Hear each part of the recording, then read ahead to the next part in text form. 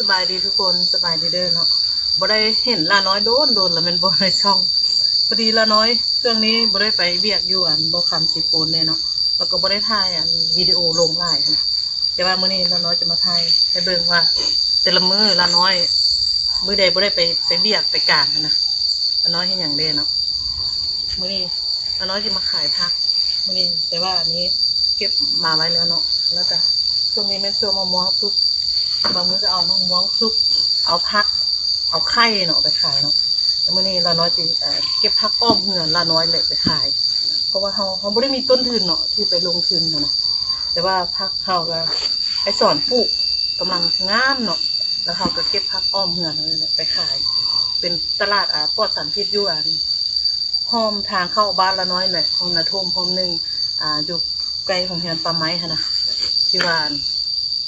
ค่ำมาประมาณ3:30หา4:00เขาจะขายช่วงนั้นฮอด6:00หรือ6:30เนาะ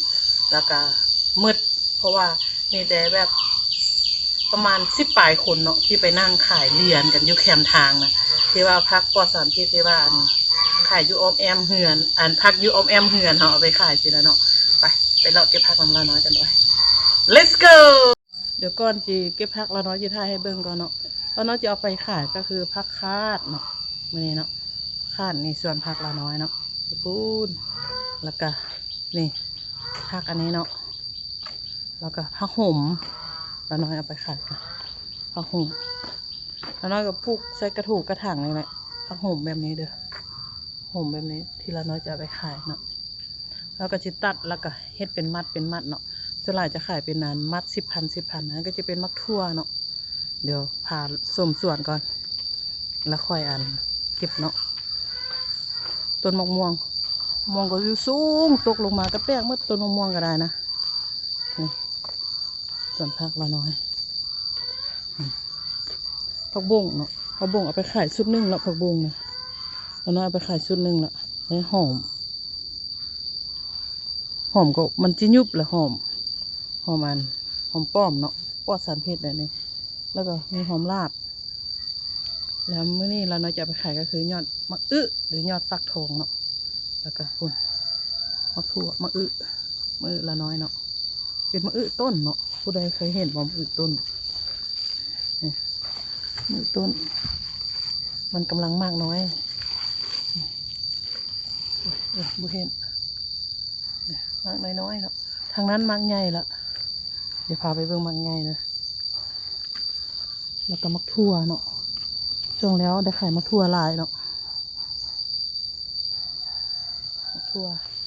ไอ้สองกำลังปลูกมะแตงแล้วกำลังก้าแก้นมะอึเนาะเพื่อว่าสลายเอายอดมะอึไปขายได้ขายดีเนาะนี่มะอึต้นเขาว้าวมันบานแล้วมีตัวแมงหลายนะตัวแมงเหลืองๆนี่นะหลายๆจักจิกำจัดมันจังใดแมงเหลืองๆนี่แมงแนวนี้นะพวกหลายๆแมงนี่แหละนี่มันมาผสมพันธุ์กันอยู่นี่นี่มะอึต้นเนาะก็มีบวบต้นนี้ตายละถ้าน้อยบางทีก็เอายอดมันต้นเลยเนาะหรือว่ายอดมันต้นยอดมันกอครับเนี่ยอันนี้ไอ้สอนบงมือหวานนี้แล้วก็ผักบงละน้อยดิคาดว่าอาทิตย์หน้าน่าจะได้เอาไปขายแล้วผักบงนะอันนี้ผักบงอายุ2 อาทิตย์เนาะอันนี้เนาะแล้วก็ผักกาดที่ส่วนฤดูฝนแล้วก็อ่างปลาฝาผู้ใดที่ติดตามละน้อยก็อาจจะหูเนาะอ่างปลาฝาละน้อยเคยพายให้เบิ่งหลายเพื่ออันนั้นอ่างปลาดุกอ่างกบแต่ว่ากบไม่ได้เลี้ยงเลยกบนะเพราะว่ากบมันมืดช่วงที่ละน้อยเกิดลูกเนาะฆ่าให้เขากินมืด อย่างแต่อ่างเปาแล้วก็บ่ได้บูรณะแต่ว่าอ่างปลาดุกยังอยู่เนาะอ่างปลาดุกนี่ก็อันนี้ตัวใหญ่แล้วเนาะอันนี้ตัวใหญ่อ่างน้อยแห้งตัวใหญ่ตัวซ้ำขานี่เนาะม่วงล้นให้ล้นวะแต่ละมือแต่ละเดย์ไปเก็บผักกับลาน้อยไปนี่นะ let's go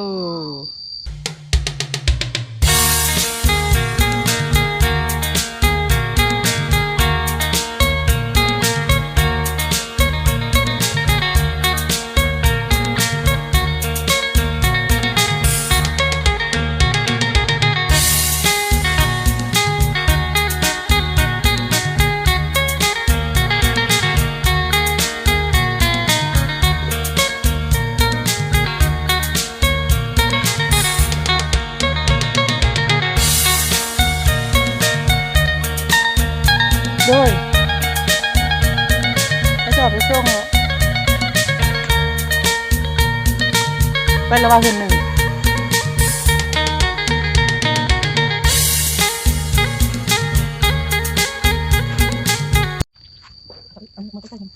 เอามือเลยเดี๋ยวน้องบ่ทันได้โฟนได้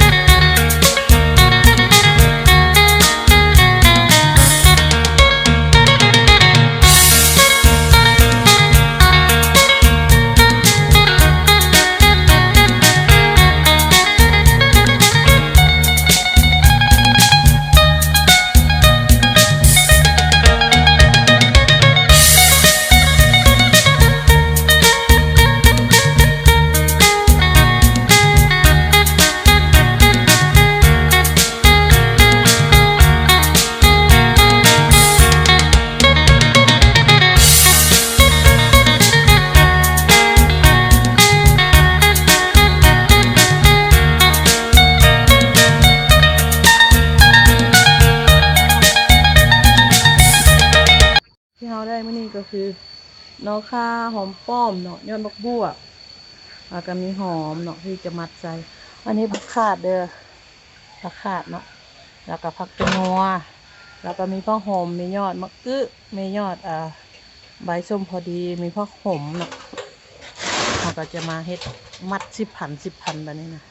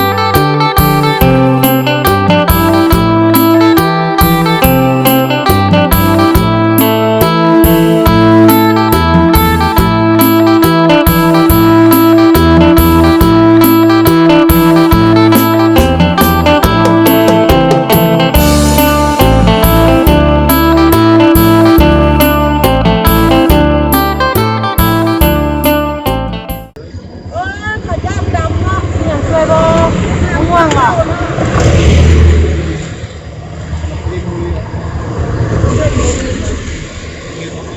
มันเล่นบ่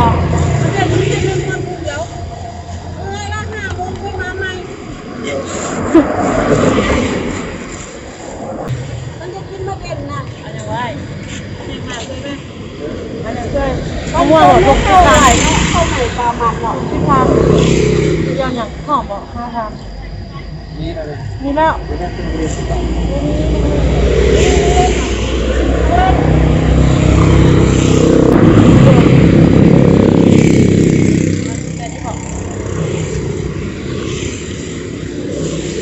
ลูกถั่วปักหอมพุด ว่าหาได้เข้าบนเลยทำไม จานห้าค่ะ อาจารย์เด็ก จานห้า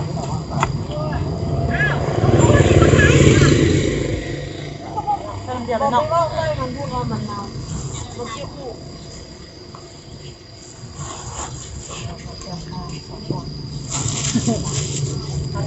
โอ้ยตัวเล็กหอมไออะแบบ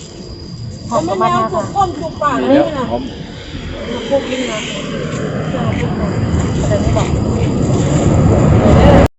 เครื่องที่เขาขายก็มีมะม่วงนี่เนาะมีไข่มีผัก มีหอมมีผักคาดมีนอกข่าเนาะแต่ว่ามีหมูมาฮะมาซื้อฮอดอยู่เฮือนมือกี้นี่เนาะบ่ได้40,000เนาะผู้ใดกายมาถึงนี่ก็มาแวะอุดหนุนเด้อทุกคนเด้อตะนาวโรงเรียน2ขับรถอินทัศน์เนาะอยู่แถวบ้านนาทุ่มเนาะแล้วก็ พายุ เต เข้า รียมจิกลับเนาะตอนนี้พายุมาพอดีขายมืดพอดีกลับบ้านบ๊ายบายแล้วพบกันอีพีใหม่